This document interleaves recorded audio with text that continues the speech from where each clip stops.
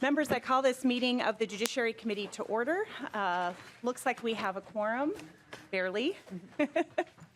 And today we're going to be hearing the Guardian Ad Litem budget presentation and one bill, HF 13, by Representative Kunesh-Podein. HF 13 is the gender equality provided for under the law and constitutional amendment proposed. That bill has already been through a committee hearing. I believe Representative Barr has an amendment to that bill, and then ultimately we'll be re-referring the bill to the Committee on Ways and Means. But before we get to all of that, we need someone to approve the minutes for February 19th. Has anyone? Great, thank you. Representative Liebling has moved the approval of the minutes for February 19th. Is there any discussion of those minutes? Hearing none, those in favor say aye. Aye. Opposed? Motion prevails and the minutes for February 19th, 2019 are approved. And now if we can go ahead and have the Guardian Ad Litem presentation, please step up and introduce yourself to the committee. Thank you. Good morning and thank you. My name is Kristen Treble-Helbersma and I'm the Program Administrator for the Guardian Ad Litem Board. I'd like to thank you all for inviting me to provide a budget overview of the Guardian Ad Litem Board funding request for this next biennium.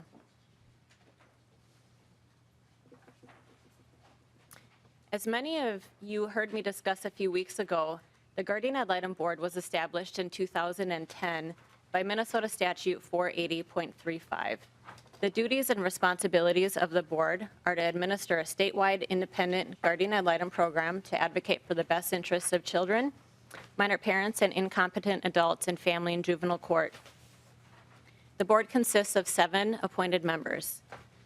The board has mandated and permissive duties. The mandated duties are to approve and recommend a budget to the legislature, establish procedures for funding distribution, establish Guardian Ad Litem standards, policies, and procedures.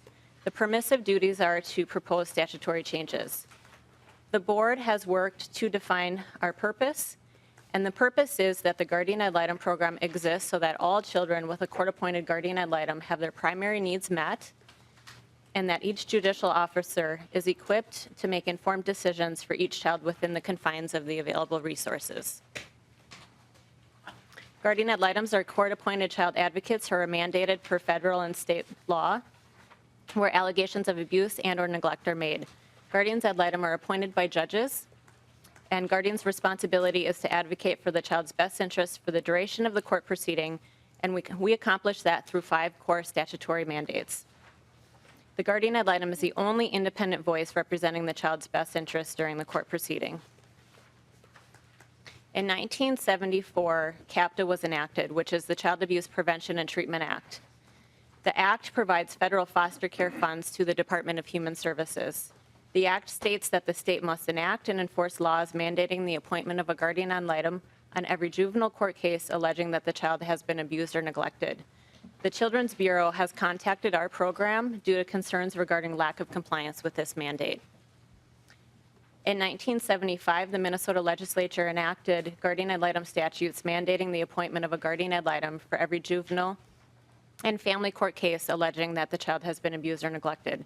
There are currently approximately 500 children in our state that are not receiving a Guardian Ad Litem due to our lack of ability to provide one given the increase in case filings over the last several years. In summary, it's clear that abused and neglected children need and desire best interest advocacy. Federal and state law require such. In a survey that was conducted by the Office of the Legislative Auditors last year, 91% of judges stated that they believe our program provides a unique service for children in the court system. 94% of judges reported that Guardians Ad Litem, their performance at trial is good or very good. Last year, the Office of the Legislative Auditor provided a program evaluation, which has provided us with a roadmap for accountability and advocacy to improve accountability and advocacy for the children that we serve. At this point, we have done all that we can with the funds that we currently have. So now I'll talk about the budget. This slide shows you our fiscal year 18 and 19 budget overview. And as you can see, we have fairly low operating costs. 85% of our budget goes directly to personnel, with 15% to operations. The operational expenditures include rent, supplies, and travel. Our guardians see children monthly within their homes or where they're located, which accounts for significant travel expenditures throughout the state. In addition, guardians sometimes are assigned to multiple different court jurisdictions in different counties, and so they're traveling to multiple locations for court hearings and home visits, which accounts for a significant portion of our operational expenses. Over the past several years, efforts to minimize operational expenditures have occurred to ensure compliance with the mandates. Some of these changes have included closing down office locations throughout the state, streamlining services, and combining district management. We currently have 4 judicial districts that are combined under management. As you can see from this slide, we've had increased juvenile court filings over the last several years. The increases can be attributed to changes in the child welfare system as a result of the governor's task force on child protection, as well as increase in opioid and other drug cases throughout the state. Between fiscal year 15 to fiscal year 18, CHIPS cases increased by 50%. Permanency cases increased by 69%. 90% of our work as a program is in juvenile court. Ms. Trebel-Hallersma, could you please say those years again? The increase was between what years? Fiscal year 14 to 18. Thank you. This slide shows you our FY 20 to 21 budget request. The Guardian Ad Litem Board has been requesting funds to cover our deficit as a result of increased case filings for the past several years. Given this continued deficit, the board determined that we would again request funds to allow for compliance with the mandates. Compliance with the mandates is the same request that we made to the legislature last year. In addition, the board concentrated the other areas of request on infrastructural gaps that prevent the program from providing quality services throughout the state. These requests are also a direct response to the recommendations from the Office of the Legislative Auditor and their program assessment last year. Our board is currently requesting $10.866 million, an increase of 32.42% to our current base budget. Our first change item is employee compensation. The Guardian Ad Litem Board needs to retain and attract skilled and knowledgeable employees who can ensure that competent and effective advocacy will be provided for the children that we serve. The Guardian Ad Litem Board is currently facing significant workforce challenges in accomplishing that goal. In 2018, we had a turnover rate of 17%. In addition, we are experiencing increased retirements as a result of the aging demographics in our society. Nearly 37% of current staff will be 65 years or older in the next 10 years. The Guardian Ad Litem Board will be losing a skilled workforce with an incredible knowledge base, and we will need to increase the compensation structure to be competitive in today's market. To ensure the salary structure supports a competent workforce, the board must strive to keep pace with county and public sector market. Exit interviews report staff are leaving our agency for better paying positions within county departments and nonprofit agencies. Minimizing this employee turnover will add consistency and reliability for the children that we serve. When an employee resigns from our program, it means that we must reassign all of the children on their caseload to different individuals. Oftentimes, the Guardian Ad Litem is the only consistent person for that child throughout the court process. Making this transition can be very difficult for those children.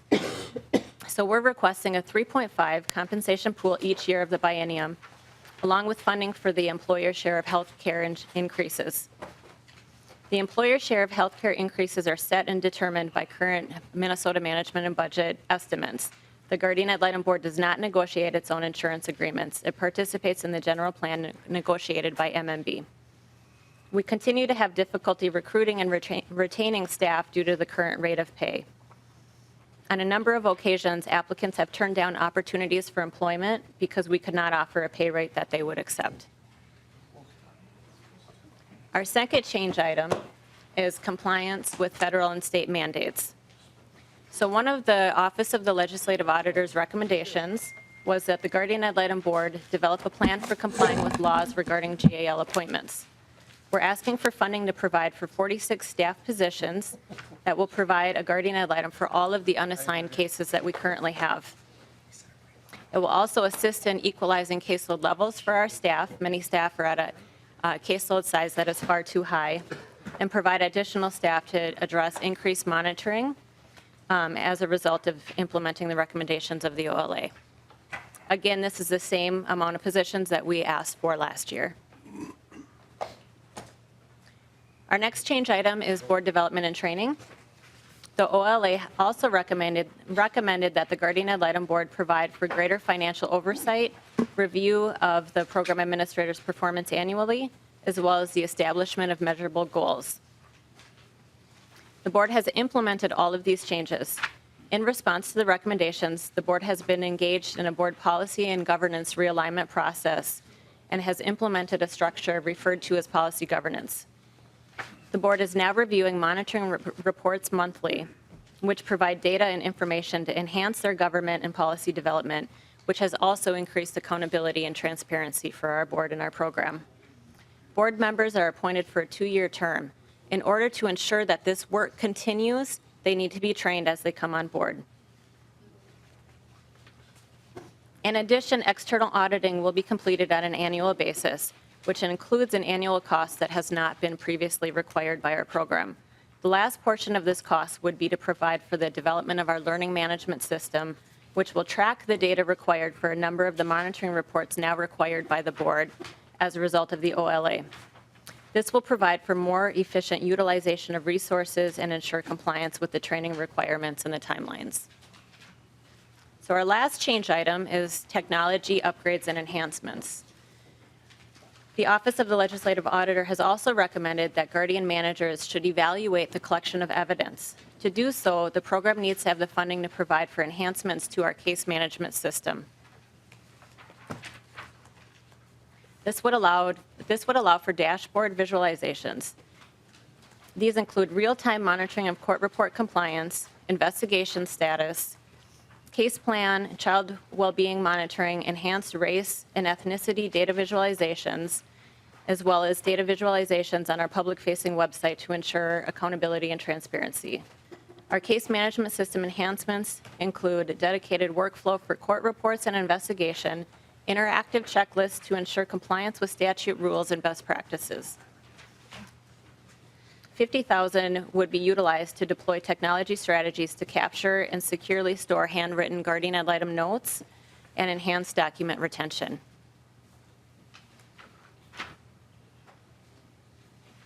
So the results of the increased case filings are numerous.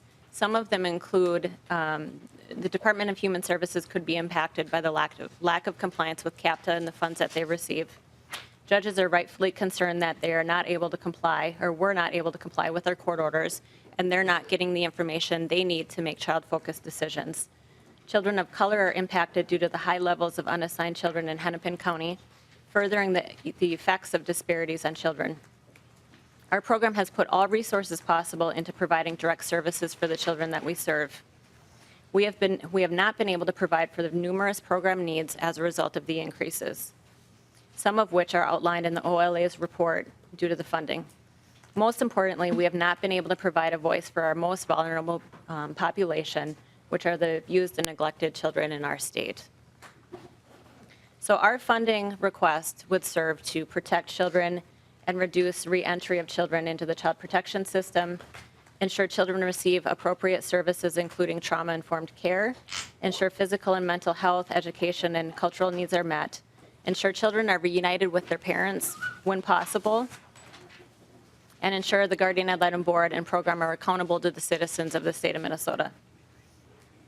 The Guardian Ad Litem Board and program have undergone many changes in an effort to implement the recommendations from the OLA's report from last year. We have worked tirelessly to address the recommendations and to ensure the best possible advocacy for the children that we serve. The request that I have presented to you focuses on the most important aspects of our work and will allow the board to continue to improve the services we provide through redesign and realignment. We ask that you consider fully funding our request to ensure that children receive the advocacy that they need. And thank you for your time, and I'm happy to answer any questions that you may have. Thank you so much. Any questions? Yep, Representative O'Neill. Thank you, Madam Chair. I just have a question. You had talked about the potential loss of CAPTA funding. Can you enumerate about what that might be, how much the potential might be? Go ahead, Ms. Halbersma. Thank you, Madam Chair. Representative.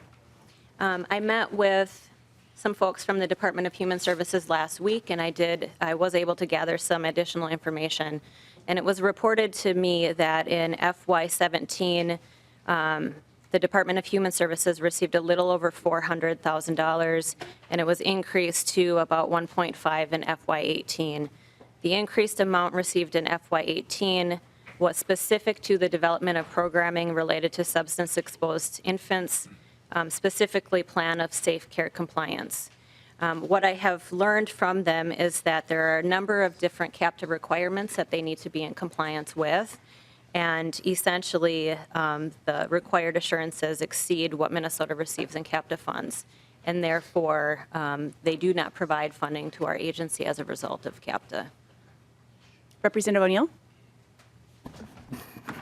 So they don't provide funding to because of CAPTA. So I guess I'm trying to understand, like, how much money have we already lost or will lose because we're not in compliance because you haven't been properly funded? Go ahead. Madam Chair, Representative, we have not lost any funding to date. The next step would be if the Children's Bureau determines that Minnesota needs to develop a program improvement plan as a result of being out of compliance. At this point in time, I'm communicating with the Department of Human Services as well as the Children's Bureau regarding our lack of ability to meet the mandates and our hope to do so in the future with additional funding. So at this point in time, they have lost no funding, and the next step would be a PIP. Representative O'Neill. Thank you. Representative Johnson. Madam Chair, the Guardian Ad Litem program is a great program. In fact, and we understood the issues last year that we actually just remember it was close to 90% of what the OLA report was. So it's a good program. It needs to be taken care of. And unfortunately, with the governor's veto, it put us in a bigger mess. Ms. Halbersma, any comment? No, Madam. Thank you. Any other questions from members? Chair Constein. Thank you, Madam Chair. And just to reiterate what you and I have talked about professionalizing the Guardian Ad Litems, do you have any plans or ideas about going forward with that? Go ahead. Madam Chairman, Representative, we are in the process of updating all of our training materials for our guardians. We did purchase a learning management system so that we can create learning modules for our training program. And so we are increasing all of our 4 core training programs for our staff.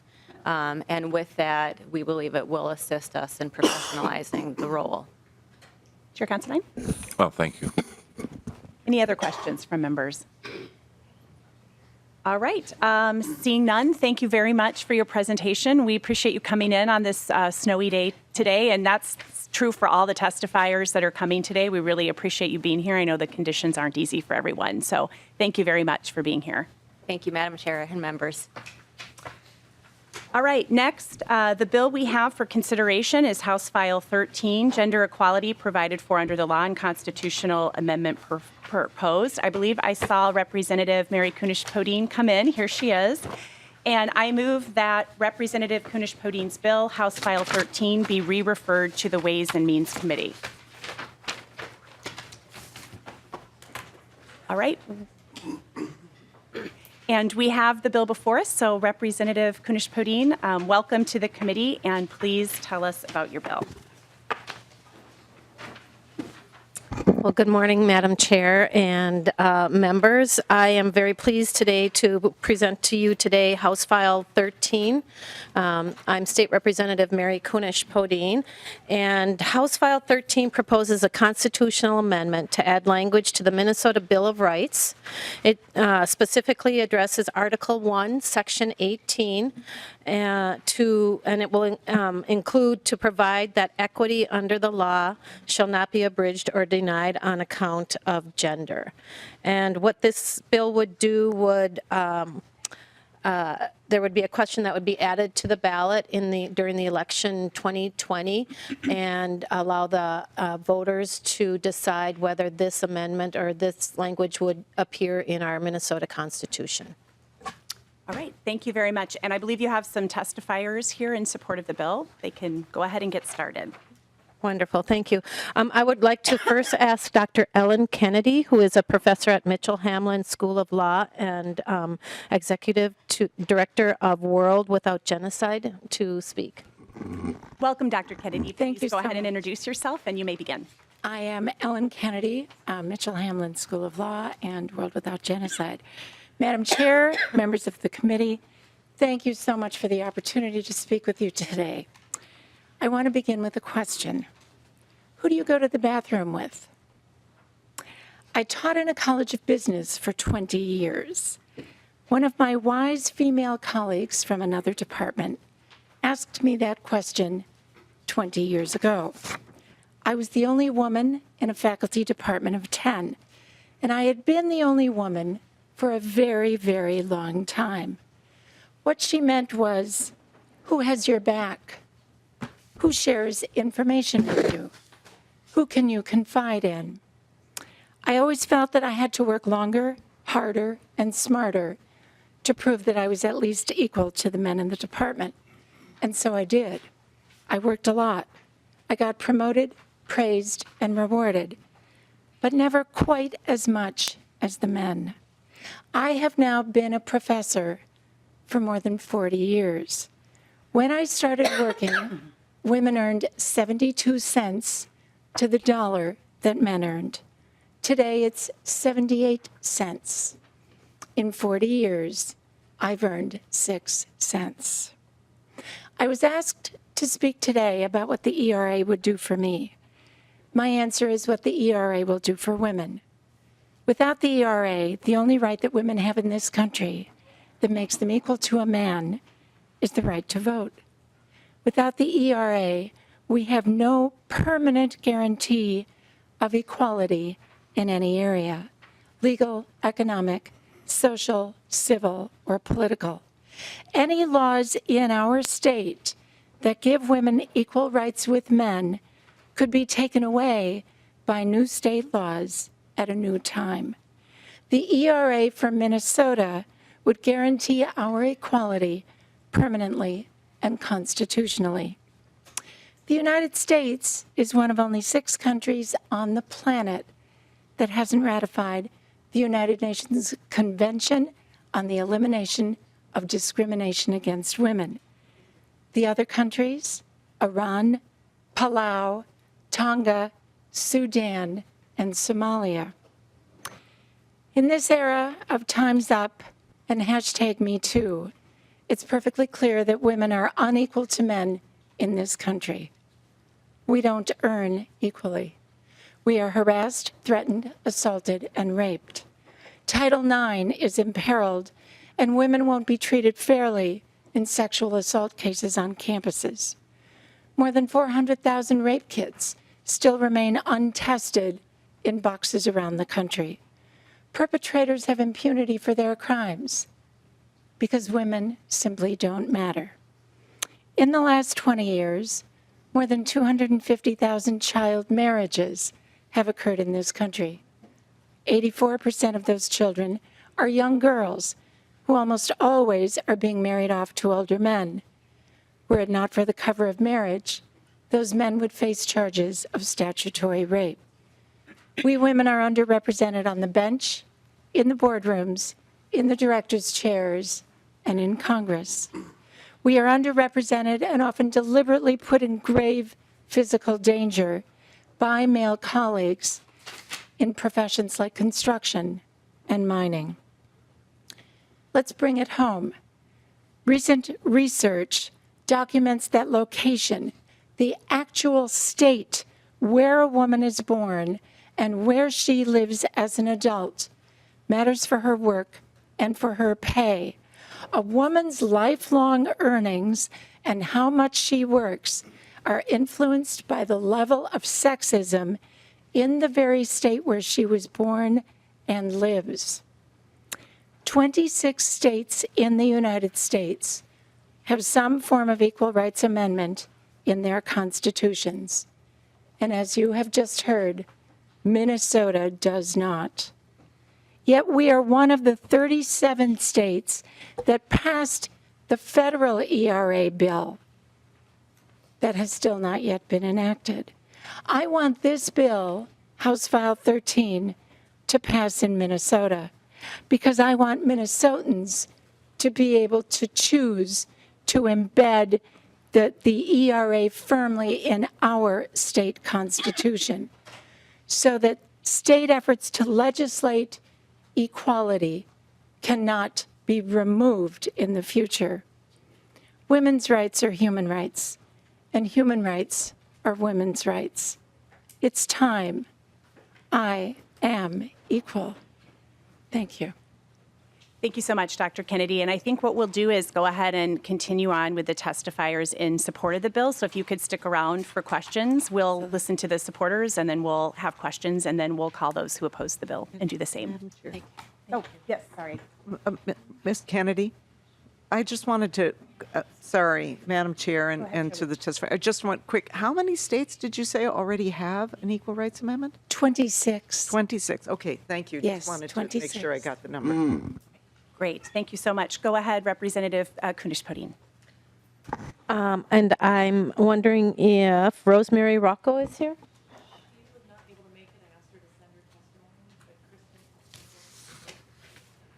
All right. My testifier, Rosemary Rocco, has not been able to make it. Can I call another person to the stand? may, yes. All right. I would like to call Representative Bonner here to testify.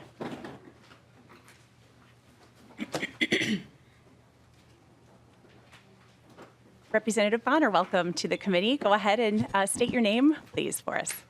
Thank you. My name is Representative Bonner. I represent District 34B, Maple Grove and Osseo. Thank you, Madam Chair and members, Representative Kunesh-Podein, for allowing me to be here today. Rosemary Rocco, for those of you who do not know, who's actually a constituent of mine and actually played a good role on my campaign as well as my campaign chair. So I have a fairly good understanding of what she would have wanted to cover today.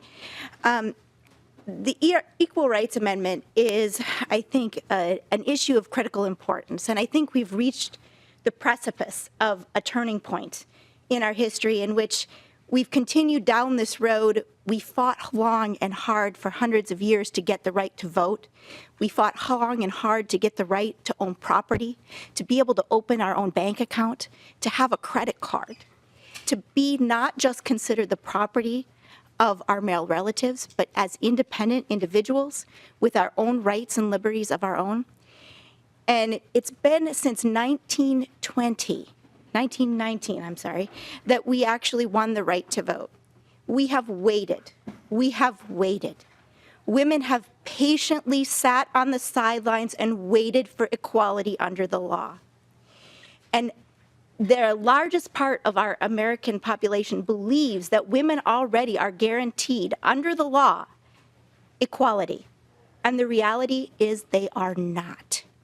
We have built this very elaborate set of laws, such as the Lilly Ledbetter Fair Pay Act, in order to try and ensure fairness and equality. We have Title IX. We have all kinds of pieces of legislation that we've stitched together to try and make that equality happen. But the reality is that they have no basis under the law in order to uphold them. And I want you to tell you today, members, that the most telling piece of this is that when asked, there was an interview with Supreme Court Justice Anton Scalia, and he expressly stated that while the law does not encourage sexual discrimination, when asked directly if our U.S. Constitution would prevent it, he said unequivocally, it does not. This is an issue that is long overdue. We've seen this continue to mount and mount, with the beginning of 110 women on a very snowy day here at the Capitol standing up for what they believe in with the Women's March, and that has continued through the organizations and people that have continued to surround this issue. I think it is time, members, to make this happen. We can mire down in all kinds of excuses on why it's not time, but the reality is women have waited long enough. I urge you, members, to pass this file, House File 13. Thank you. Thank you, Representative. Appreciate your testimony today. And Representative Kunesh-Podein, if you have other testifiers.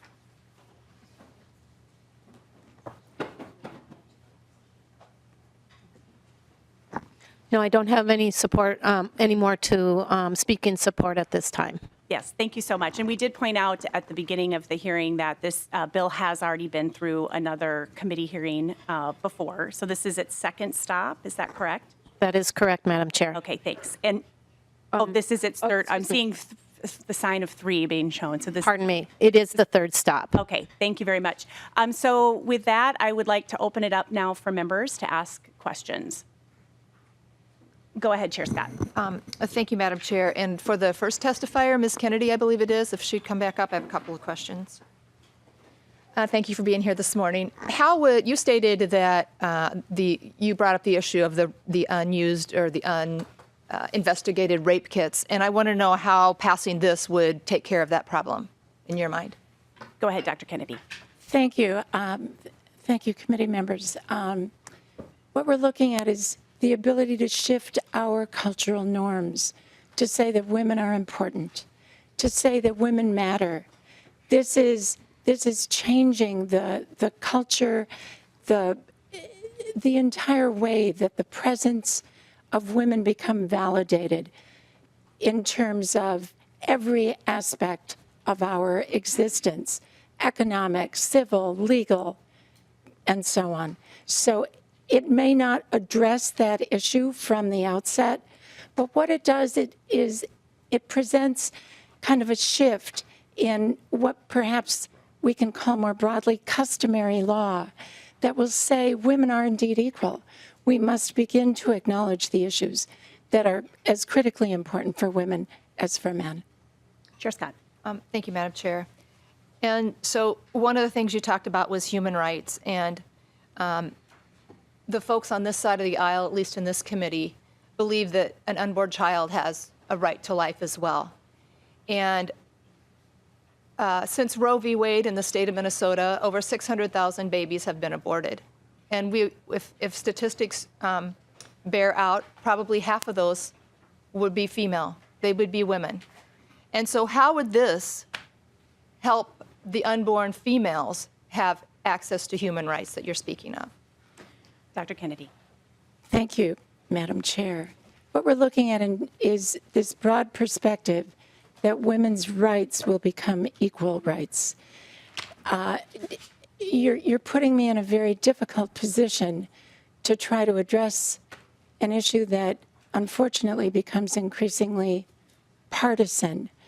And what we are advocating for is an issue that says that women's rights on the broad stage of humanity, women's rights are equal rights.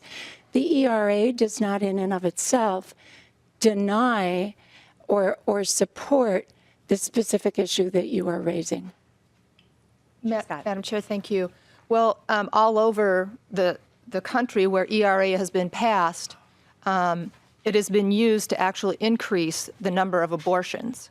And so I would ask the bill's author, is that your intent with this bill, is to increase the number of abortions?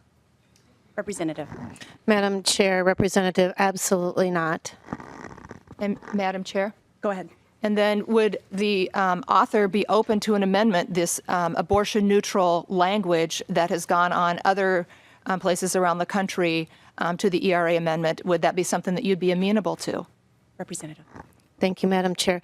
No, I would not support an amendment like that. Minnesota Constitution already has protections in the Constitution, and so adding anything like that would not make it a valid amendment. Madam Chair, well, I disagree. It's happened in other states where it has worked and it's been valid. I'm really disappointed because, I'm all for equal rights for women.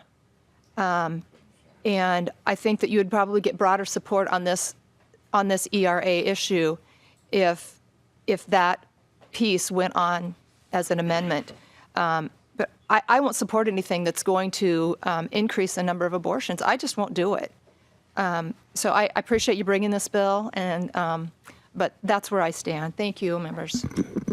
Dr. Kennedy, did you have a comment on that? Yes, I would just like to remind the committee, thank you, Madam Chair, that the state did support the federal ERA bill.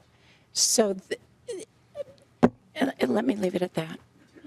Thank you. And I just had a sort of a follow-up question to your testimony earlier. You said the United States was one of only 6 countries, I believe it was, that Yes. hasn't passed. Can you? The United Nations Convention on the Elimination of Discrimination Against Women. The other countries are Sudan, Iran, Somalia, Palau, and Tonga, which are 2 tiny South Pacific island nations, and number 6 is the United States. Relative to the issue that is being raised, the State Department determined a number of years ago that United Nations Convention is indeed abortion neutral. So this issue of the question of abortion has been determined by our State Department as being a non-issue for that UN convention. That convention is known as the Women's Declaration of Human Rights. Thank you. Okay. Thank you, Dr. Kennedy. I see Ms. Murphy from the audience. Would you like? I'd like to address the comments. Please step forward. Go ahead and introduce yourself for the record. Excuse me, I have a little bit of a scratchy throat today. I'm Kathleen Murphy. I'm Vice President of ERA Minnesota. And I just want to address Representative Scott's concerns. It's my understanding that the premise of the language of the amendment that is considered to be offered stems from a state Supreme Court, I believe it was either from Pennsylvania or Connecticut from 1981, and then possibly another case in 1998 that referred to their state ERA to further support the use of public funding of abortions. And I believe it's also in Ms. Rao's written testimony. But the state of Minnesota already has a Supreme Court ruling on this issue from 1995. So to say that this addition to our Constitution would do anything to expand existing law in the way that they suggest is kind of a moot point.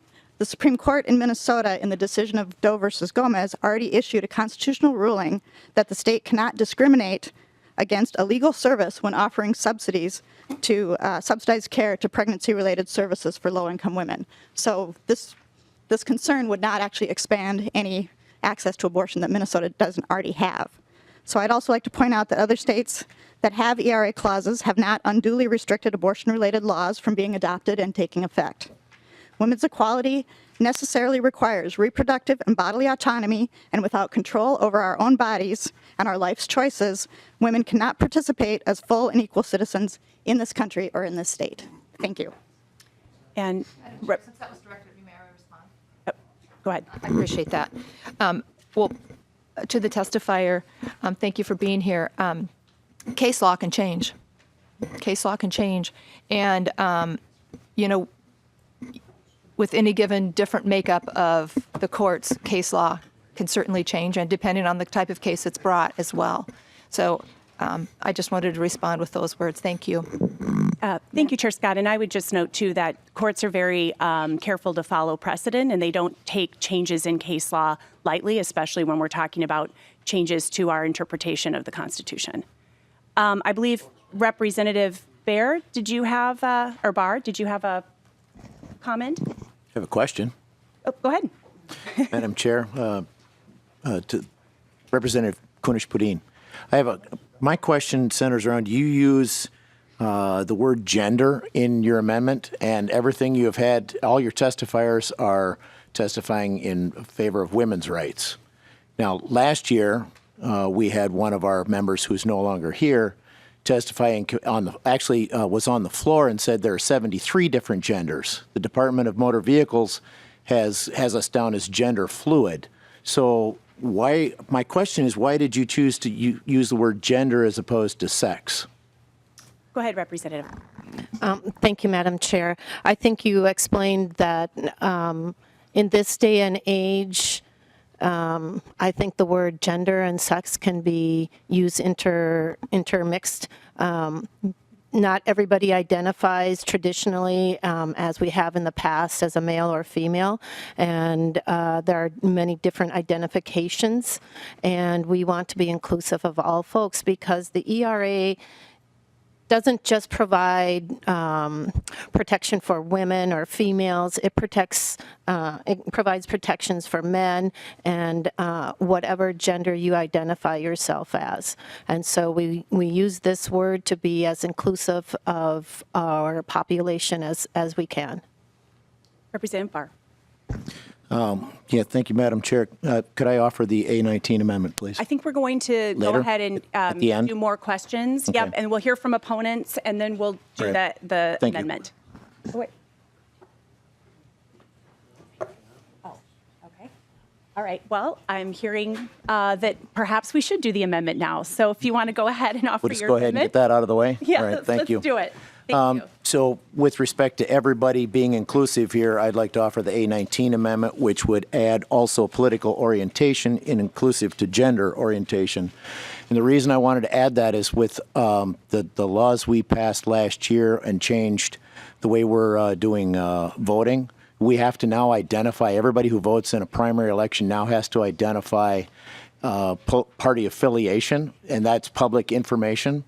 So as an example, if you go down to LeSueur and you go into the Cambria lobby in LeSueur, there's a huge sign up there that says, "Welcome to Trump Country." So now do you want the owner of Cambria to go and start using that and identify, go back through public data and identify how many of his employees disagree with him and start making life difficult for them? And there's a lot of ways to do that that would still be within the law.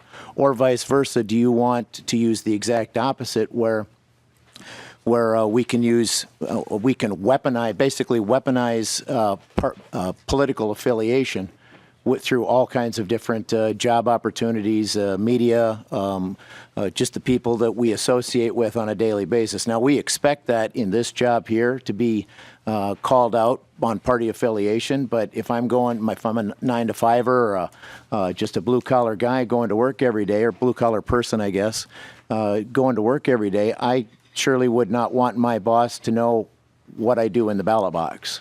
So that's why I have brought this this amendment forward to also include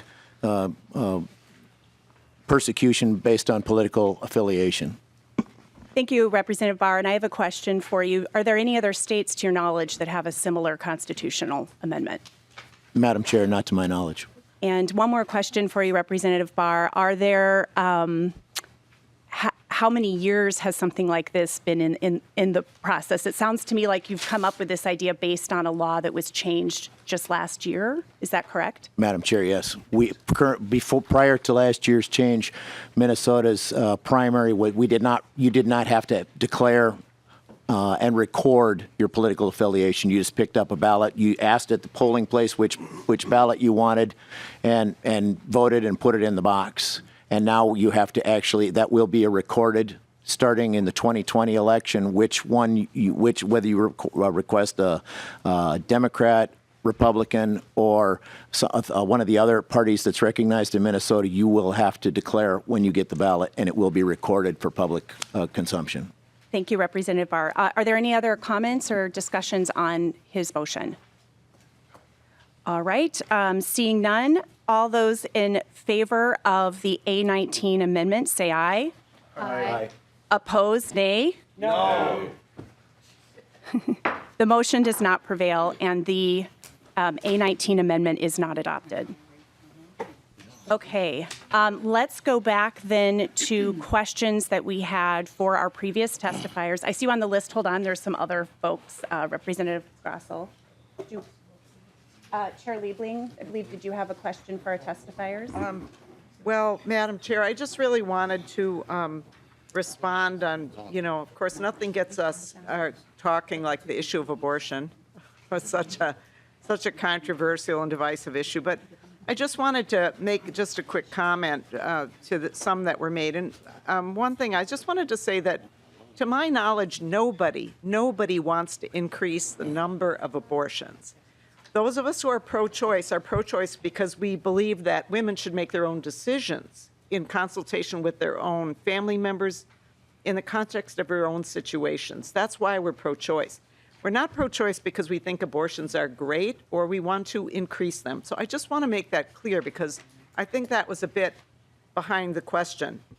In fact, I think the question was, do you want an increase in abortions? And not to put words in Representative Kunesh-Podein's mouth, but, you know, from what I know of her, I would guess she would say no. And she did say no. Of course, she said no. The other thing is that I just wanted to comment, too, that, you know, when people say they won't do anything that would increase the number of abortions, I mean, we understand that abortions happen for a number of reasons. And I'm just would say that I would be glad to have partnership among all the members for a lot of the things that we know will help to discourage abortions, like good health care, like economic opportunity, like you know, having a clean environment so that there's a better chance that fetuses are not damaged. You know, I have someone very close to me who had a late-term abortion because her very much wanted child was you know, had a condition incompatible with life, basically.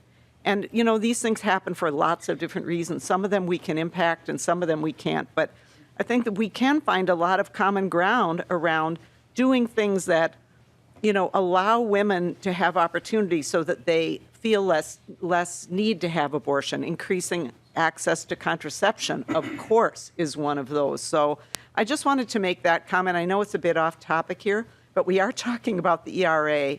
We are talking about what to many of us is women's opportunity to have their own autonomy, to be able to make their own decisions in the context of their own lives. So sorry if I'm a bit off topic there, but I just wanted to say that as we got into this topic of abortion, which I guess unfortunately has to be kind of related to the bill before us. Thank you, Madam Chair. Thank you, Chair Liebling. And I think we're going to move on to questions from Representative Lucero. You're up next. Thank you, Madam Chair. And following up on the line of questioning from Representative Scott and to the point that was made by the testifier, there was a testifier that was up here responding to state dollars and the funding, public dollars used to fund abortion. Well, we continue to see in recent headlines in the last just few weeks on some states passing new laws to guarantee third-term abortions all the way to seconds or minutes before an abortion. We see some states speaking about post-birth. And in fact, the governor was mentioning that of a state. And so I think this is very relevant. And in fact, it's not, and I completely agree that I should say believe the bill author when she states it's not her intent, but it is the intent of other groups out there that will utilize something like this as precedent has been set in other states. And specifically, in the state of Pennsylvania, which Representative Scott mentioned, and this is from the letter distributed by Ms. Rao from MCCL, quote, its central claims are that the abortion coverage ban violates the Equal Rights Amendment and equal protection provisions of the Pennsylvania Constitution. That is the quote from groups seeking to utilize this to expand abortion. And Madam Chair, we have a number of testifiers who were signed up to testify who were not able to make it due to the unfortunate weather.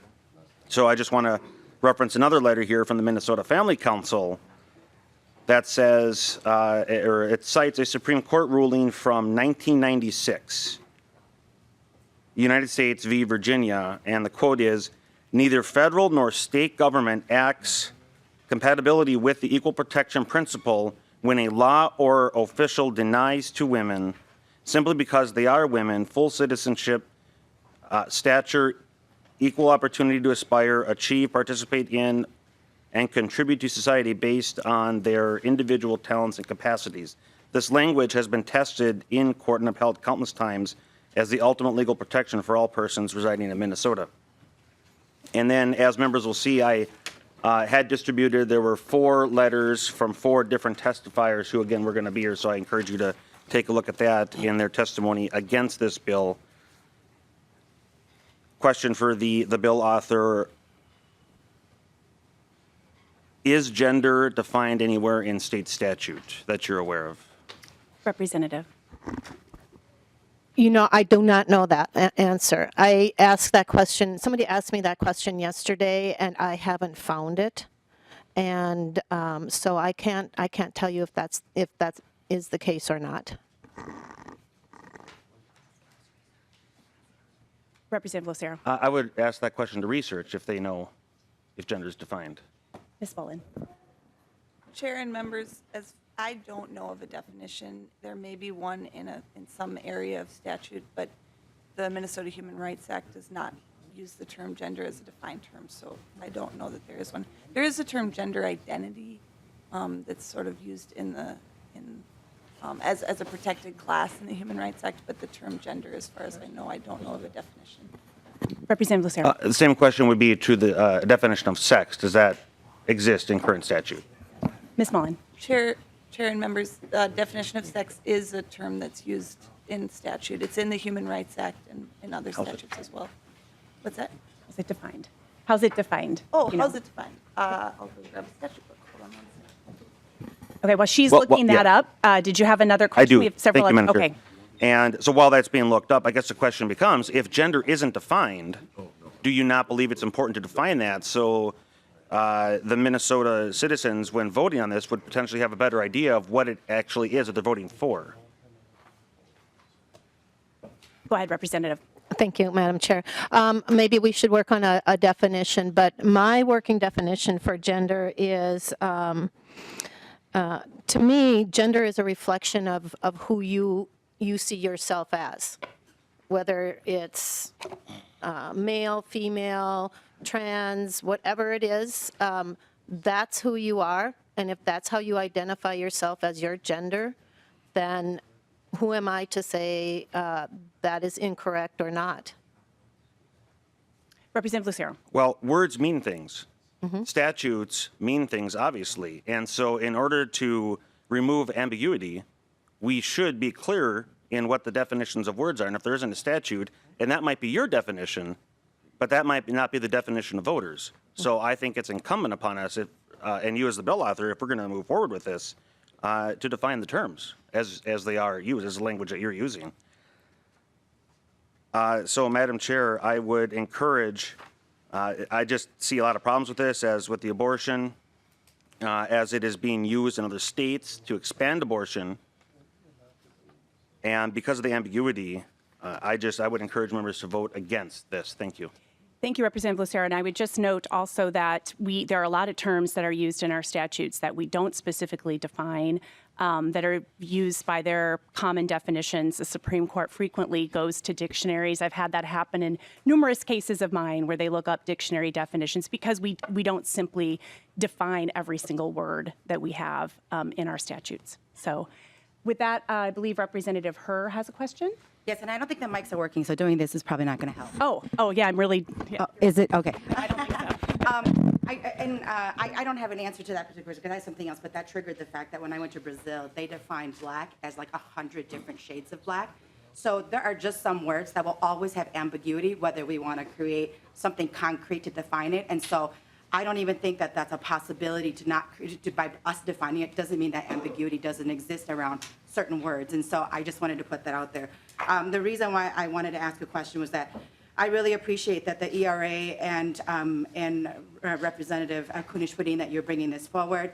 I really appreciate that robust conversation that Representative Scott has put forward around this. I feel like maybe this is a larger discussion that we have to have in another place because this is a really complex situation, and that I feel like when we talk about women's rights, and now we're talking about the rights of unborn children, that we're asking people to have a false sense of choice, right? We're saying, well, if you choose women that are alive, you're not choosing women that aren't born. If you and to me, that's a false sense of choice, and they shouldn't be even put into the same conversation. It's like when an African American is talking about the rights and the systemic oppression they face, It's as if we're always asking people to have a race to the bottom, right? And then we want Asian people to say, but what about us? We're oppressed, but our oppression looks different. And then we say, what about indigenous people? And so we almost make people fight for this limited thing in which we give them this false sense of like, if you choose this, you're not choosing people, which is why I choose Black Lives Matter, because I know that that house is on fire, not mine, even though I have issues I'm dealing with. And so to ask me to have to choose in certain things, I think gives us a really wrong choice, a false choice of what it is that we should be doing right here. And what we have in front of us is an issue that impacts women who do not have equal rights. They exist right now, and the issue is pressing, and it's in front of us, and it's telling us that something needs to be done about this right now. And when we bring in other things that we think could potentially happen, we confuse the issue of that our system is built on a system in which has had centuries of systems of oppression built in against women and people of color and people who are poor, and that for us now to say, well, let's bring these other things in, which are very legitimate concerns, and I'm not saying it's not legitimate at all, but what I'm saying is that that's probably not the right conversation to be having today, and that if we care that much, then we should look at all the different systems in which create a fact that somebody may have to consider an abortion. And that's not a conversation potentially for today, that I think that this bill is really important as its own to stand up. And if we all decide that we're standing on the side of justice, that we remember that if we want to change something, we can't operate and Band-Aid what's going on now. We have to dismantle the systems of oppression that exist right now that was created so that one specific group of people always get to benefit. And we know what that group of people is right now. And so this issue is in front of us. This is the issue that we should be voting on. And this is what we have to do in order to dismantle systems and rebuild them. And so if we're on the side of justice, we should remember what we're either choosing to uphold in the systems that oppress certain groups of people, or what it is that we're choosing to dismantle so we can rebuild this. And so I didn't have as much of a question, but more of just that. I feel really passionate about this, and I needed to say something. So, Thank you, Representative Herr. Chair Considine. Go ahead, follow that up, Chair. Yeah, thanks. I know that in committee we don't address germaneness, but on the House floor we do. Let's look at the language. Shall the Minnesota Constitution be amended to provide that equality under the law must not be abridged or denied on account of gender? That's all it says. It is really pretty straightforward. There are none of these other issues of politics and things included in here.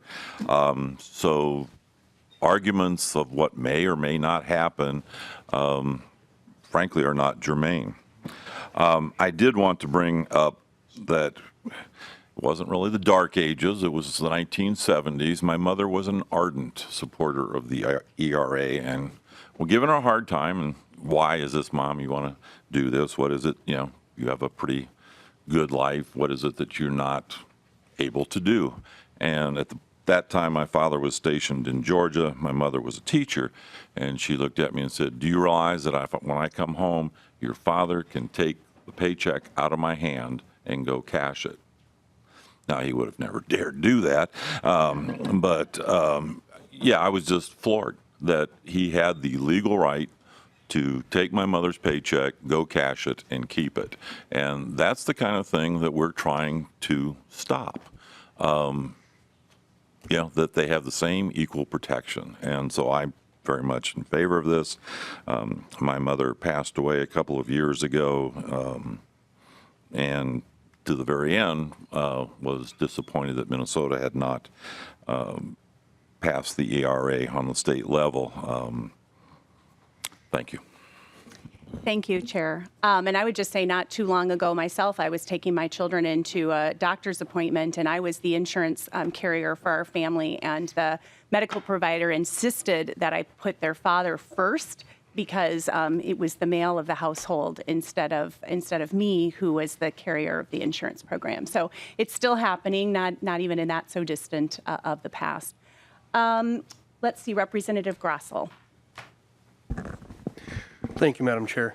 And Chair Considine, while this may sound pretty nice and straightforward, this is not just about male and female, and heads us down a slippery slope when determining how to define gender. So my question, I have a question for Representative Podein, Kunesh-Podein. Yep, go ahead. Okay. Representative, why select the word gender and not just sex? to just not discriminate based on sex, like the proposed federal ERA. Go ahead, Representative. I think we've had this question before. Well, I guess I don't understand why folks are getting all bent out of shape on a word, sex or gender. I think we, just as Chair Mahler explained, there are words that we implicitly understand. And I don't know what, when you hear that word gender, if it confuses you with the word sex.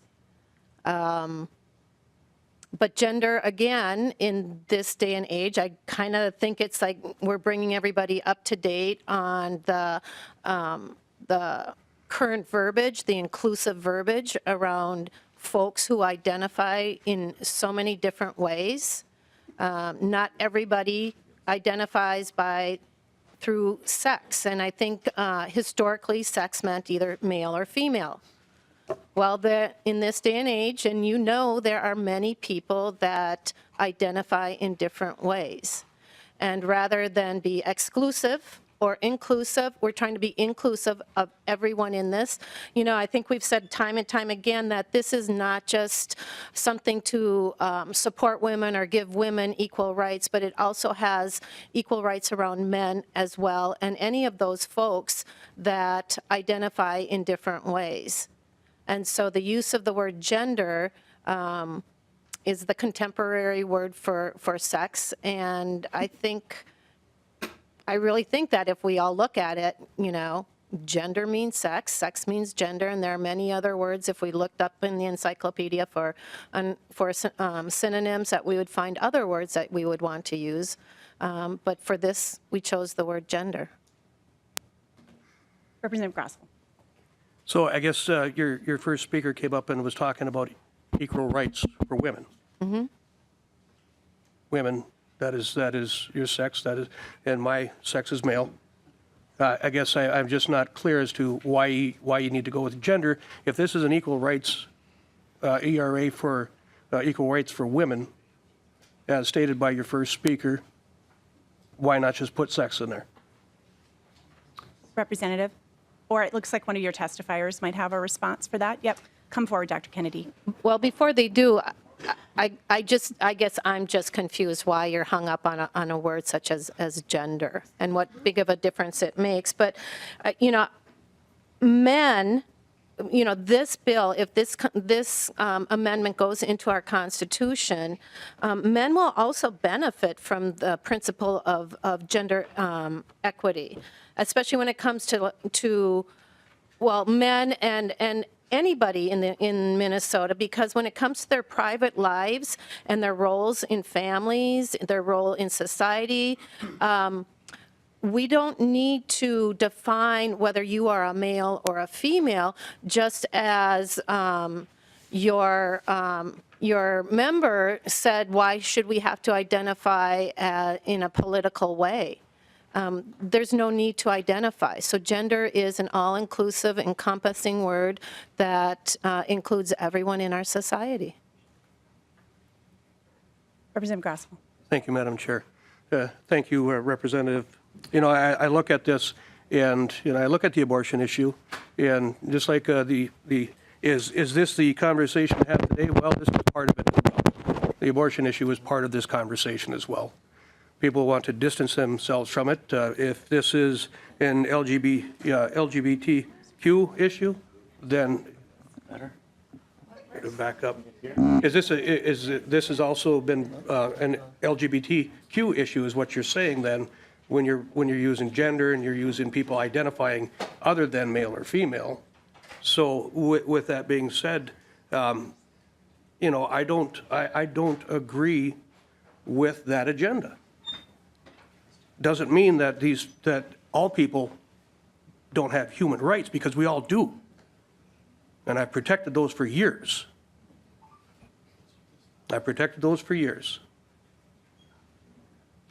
So to have someone bringing legislation forward of an agenda that is other than how it's presented, I don't really agree with that.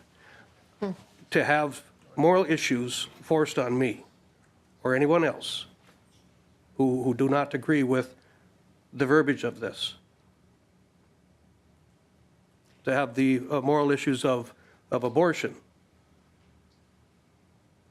So, you know, words do matter how you put things in statute, because an and or an or in certain places, or a shall or a must in certain places in statute mean a heck of a lot different. They have a heck of a lot different meaning.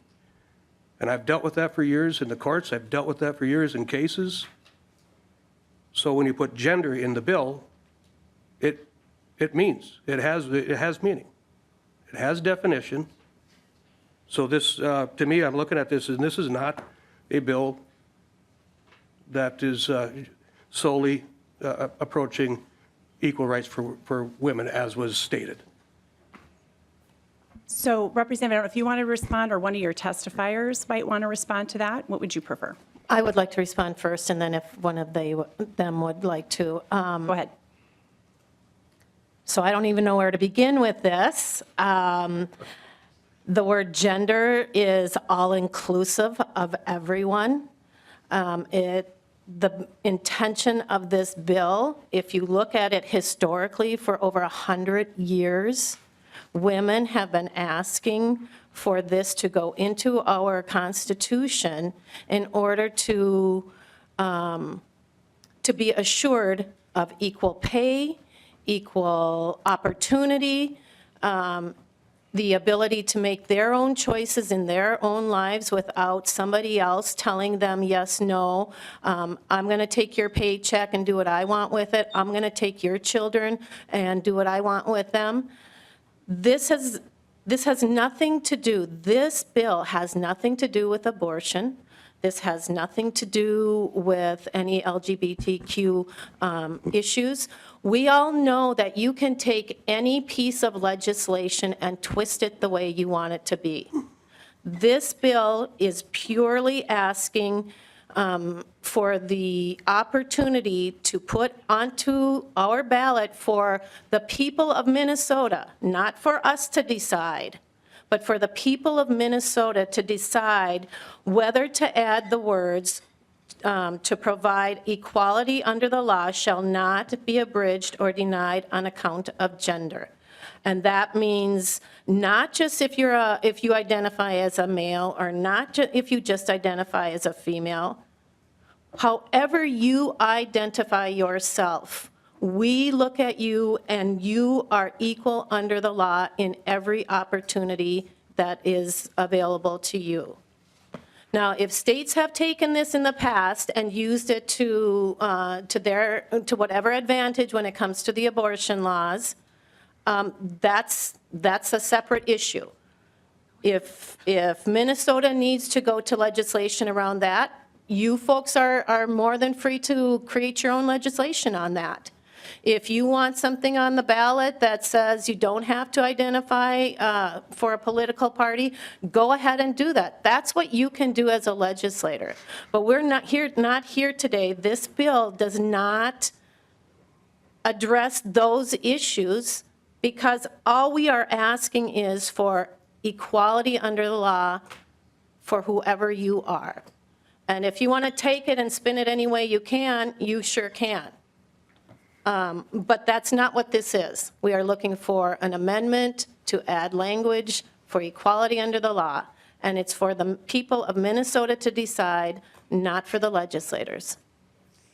So, members, I just want to say one thing here. We are not getting into we're not doing questions as much anymore now, and I want to make sure that we have an opportunity to hear from the audience, because I haven't opened that up to the audience yet. And if you want to have a brief response, you can, but just to remind the members here, I'd like to keep this to questions now. We're getting close on time, and I know several of you still have questions, and I want to make sure that you all have an opportunity to ask those questions too. So you can briefly respond, Mr. Grossel. Okay. Or Representative. Either way is fine. Thank you, Madam Chair, and thank you, Representative. You know, I've got concerns from the Minnesota Family Council, MCCL, They are seeing something in here that maybe a lot of other people aren't seeing, but it raises very, very great concerns with these two groups. And so it raises, makes concerns in my mind as well. So with that being said, would you consider changing gender, since we don't have a definition anyplace in statute for it, changing gender to sex? Because that would clean it up. That would make it very clear what this is for. Representative. No, I would not. Okay, let's go ahead and open it up to the audience. Is there anyone from the audience who wishes to testify? Okay, why don't we start? I'm seeing, can you keep your hands up just so we have an idea? Yep, so we have 4 people. I believe the woman in the necklace here had mentioned that you were interested in testifying before, so why don't you come forward first? And I think I see some other folks too. I've got you. All right, come on forward, please. Welcome, and please go ahead and introduce yourself to the committee.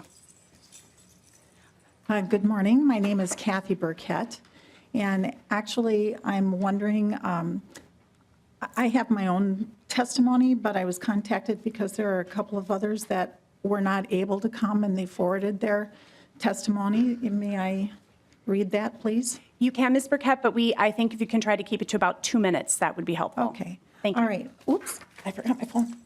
Nope, I've got it. Yes, I've got it. Okay. Sorry. That's all I right. haven't done this before, so thank you. It's all right. Yeah, go ahead. Okay, my name again is Kathy Burkett, and I'm going to read this on behalf of Julie Quist with the Child Protection League. This constitutional amendment is a fraud. It isn't an equal rights amendment. It's a gender spectrum equality amendment. This is the most anti-woman legislation ever seen. This bill is male domination of women at its ultimate worst. Men are now dominating women and girls in women's sports. Girls and women are now forced to shower with men and have their personal privacy violated in bathrooms and locker rooms. Shall not be abridged in law covers the spectrum of 87 genders in marriage, family, school, business, and sports. For the sake of girls' and women's rights, vote no. Thank you. And then I also have one from Barb Anderson. And she says, so sorry she couldn't make it down here due to the bad weather and bad roads. So here's her testimony. My name is Barb Anderson with the Child Protection League, and I am testifying in opposition to HF 13. All across the state, an aggressive gender ideology is already confusing children and their families by distorting language and the meaning of gender. Gender has become an elastic term that can mean any kind of identity depending on how you feel at any given time. 2 years ago, Robin McHalen, a gender equality trainer, came to our school district to teach our staff about gender equality. Parents were shocked at what she considered to be gender options. Ms. McHalen gave a fast recitation of the following types of gender choices deserving of equality: straight, gay, lesbian, bisexual, transgender, queer, questioning, two-spirit, same-gender, loving, pansexual, flexsexual, not straight, not labeling, straightish, straight so far, straight without obstacles, straight but stuff happens, gender bending, bigender, pangender, agender or agender, asexual, and other, so many options. This is absolute nonsense. Equality under the law for made-up genders and enshrine this in our Minnesota Constitution. This would give full government legitimacy to the entire racial gender spectrum, or excuse me, radical gender spectrum. Personally, as a woman and a former teacher, I find this to be insulting. This is an attack on common sense and an assault on the minds of our children. Please vote no on the HF 13. Let's see. And Ms. Burkett, I think you're over 2 minutes. I would like to call on the other members of the audience, and if we have time, we'll come back to you. Well, thank you very much. Thank you very much. Appreciate it. Okay, so I think someone over here, go ahead and come forward. And if the other people who want to testify, please just come down to the front row so we can save time walking up to the microphone, please.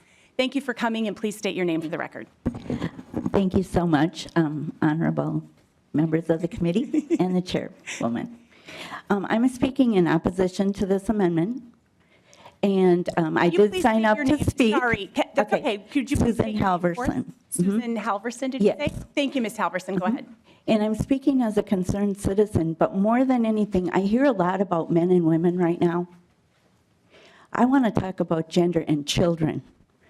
I'm a former teacher, retired now, teaching in the public schools. I'm also a very active member of the NEA, the National Education Association, which is run by the democratic process. But I'm very, very concerned with this issue of gender. I've been to many workshops over the years. I've been involved in this for 30 years. On both sides of the issue, and I am very concerned, and I want to tell you why. And I'm speaking for children.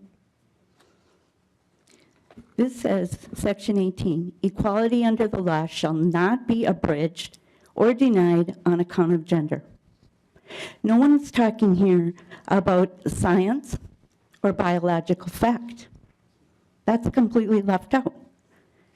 This is important. We're talking about children here. As we've already heard mentioned, gender is whatever you feel at the present time.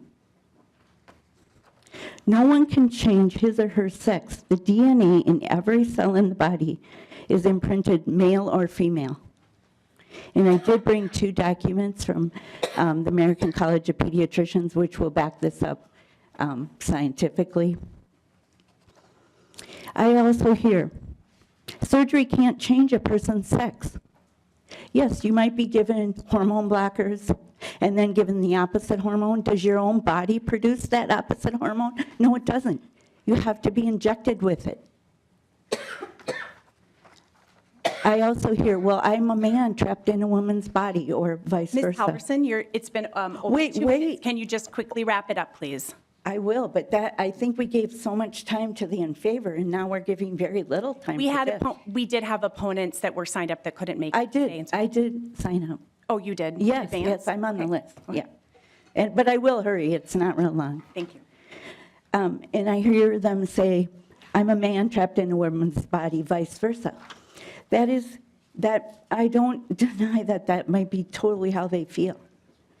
But the proof shows that at 8 weeks gestation, 8 weeks in the womb, our brains are imprinted male or female. That's why we produce testosterone or estrogen.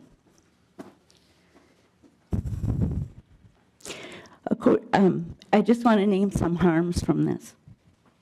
Cross-sex hormones over a long period of time will lead to infertility. A lifetime of hormone treatments can also have profound psychological consequences, abnormalities of hormones, vascular complications, potential cancer, and other things. Just to make this a little shorter, I want to tell you, because I'm in the NEA, I'm a chair of a national caucus, and my goal is to get the facts out, scientific and research-based information to teachers on this topic, homosexuality and gender. This year, at the convention, I had a booth there for 6 days. I invite experts to come. A girl came up to me, a young teacher, and she said, thank you so much for being here. Please, please continue telling the facts about science and the facts about studies. She said, I grew up in California, and I cannot even tell you what I was taught and how it messed me up so much. I didn't know who I was, where I was. And she said, it was hell going through the journey, and I don't wish it on anyone. Please, please, keep telling the facts. I personally know Walt Heyer. He did have sex reassignment surgery at age 42. He tells me that so many people contact him with regrets. And that's my concern, children. Their brains aren't ready. Until you're age 25, you really don't have a brain, and experiences do affect your patterns in your brain. So thank you so much, and I appreciate it. Thank you, Ms. Halverson. I did know that you did sign up in advance. Thank you very much. I didn't know that before. Okay, one of our next members from the public, please come forward. Go ahead, and you can talk fast. Please do. 2 minutes. Thank you so much. And introduce yourself for the record. Thank you, Madam Chair. My name is Kelly Herwig. I have 10 years of specialized study in race, class, gender, public and social history discourses and epistemologies from San Diego State University. I'm a resident of Mille Lacs County, Minnesota. In the book, Gender, Politics, and the State, Vicki Randall and Georgina Whalen highlight the scholar Anne-Marie Getz, clinical professor at the Center for Global Affairs, New York University, and former chief advisor on peace and security at UN Women.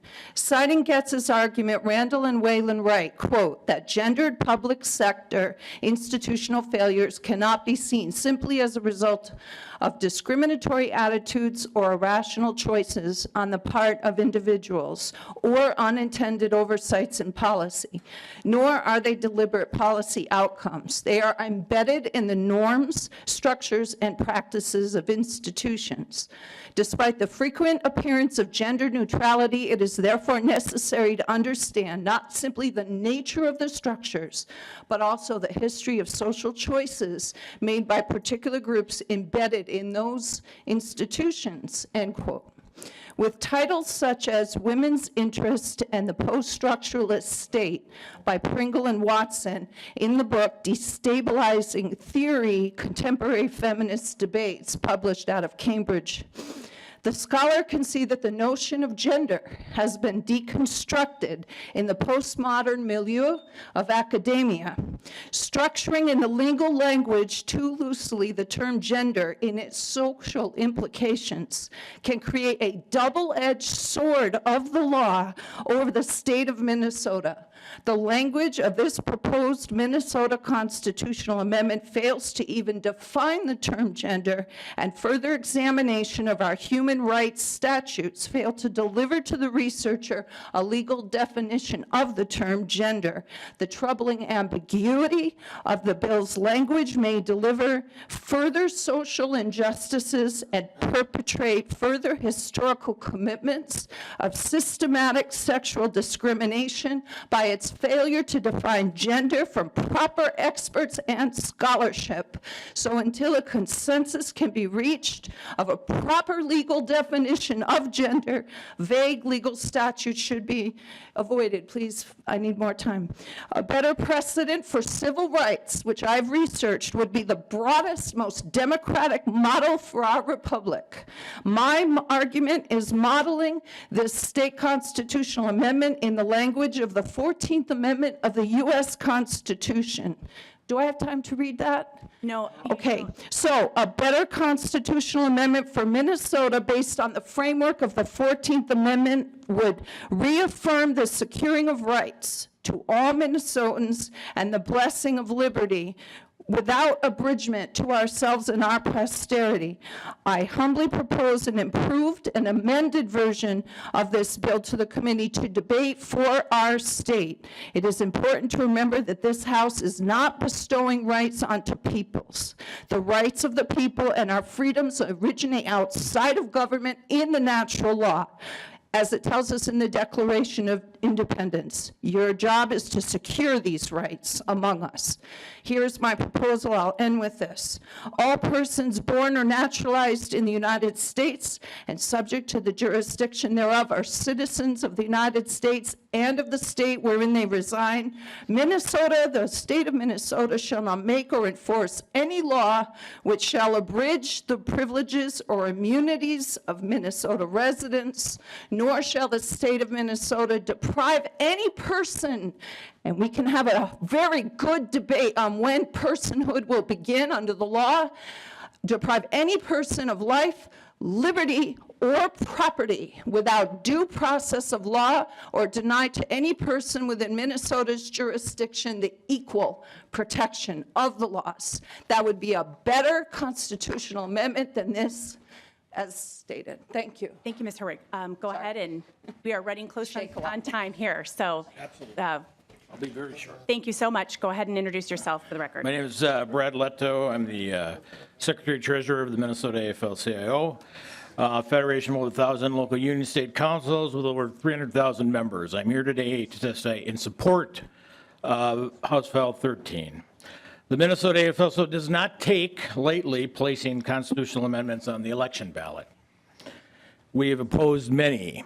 However, this amendment is too important to ignore. Quite honestly, I'm astounded that in 2019, we are still fighting for constitutional rights, equal rights for all. This debate, as mentioned, started 100 years ago, but actually, I will talk lesser time. March 1972, Congress placed an amendment to the U.S. Constitution up for states for ratification. From 1972 until next month here, it will have been 47 years since Congress took action. Sadly, I will say the National AFL-CIO and the Minnesota AFL-CIO were late to actively support the national ERA, but we're not. Once we did support it, we actively did so and are proud to support this effort. Again, this debate has been raging for 47 years plus, but I would just say from 72, but it's actually longer. The truly disappointing fact is that we're still having this debate, a debate about over half the population, and we have no problem with gender or sex, but over half the population having equal rights. The time is now, the wait must be over. This amendment should go forward. The Minnesota AFL-CIO is proud to support House File 13. We respectfully ask you to vote yes to move the bill forward. Thank you for your time. Thank you, and you were under 2 minutes. We appreciate that. Thank you. And members, I think what we're going to do, I know there were a few questions, but I'm going to call on the person who hasn't had a chance yet to ask a question, and that's you, Representative Robbins. Thank you, Madam Chair. Yep. Thank you, Representative Kunesh-Podein. So my question relates to the gender question as well, but in a different way. It's just very practical. The main thing I've heard from many of my constituents who have contacted me on this issue is their concerns about how this will impact girls and women's sports, both in like elementary and high school level and also at the collegiate level. And their concern about the use of the word gender is that it will make it more difficult for women to participate in sports when, Title IX has made great strides in that. So if you could just address how this particular use of gender will affect women in sports, that would be great. Thank you. Go ahead, Representative. Well, I think my answer is that we have no idea how that will affect it at this time. The effect and the addition of the ERA in our state would have will eventually have effects, but it won't be immediate. How, again, how school districts or athletics starts to interpret it, that would be up to them. But at this point, this bill is asking for equal rights for all.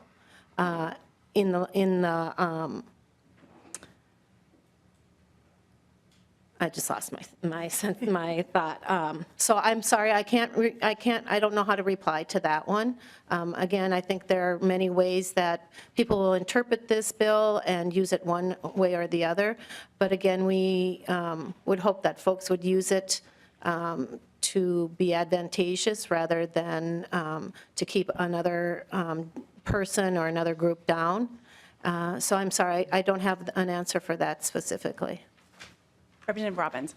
Thank you, Madam Chair. Thank you, Representative. So I would just want to state on behalf of many of my constituents this grave concern that some have already seen in their schools about, because of concern about gender, that people who are not female by birth are participating on female sports teams, and that's very concerning to them and their ability to participate fully. So thank you.